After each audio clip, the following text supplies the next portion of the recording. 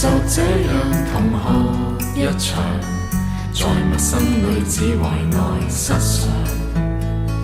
你說我長得跟你舊愛很像，才令你突然這樣憂傷。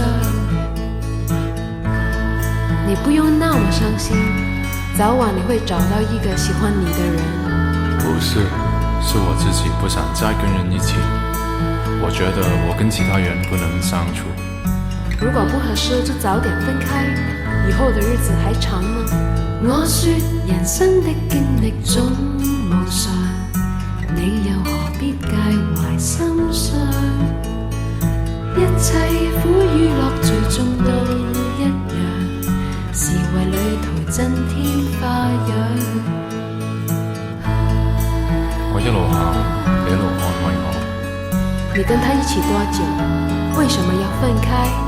我越講越激動，直到走嘅時候，你問：小費可以多給一點嗎？我先突然冇咁傷心。由不相識再到交心一場，然後又回復正常。40分鐘的關係似夢一樣，人生經歷總無常。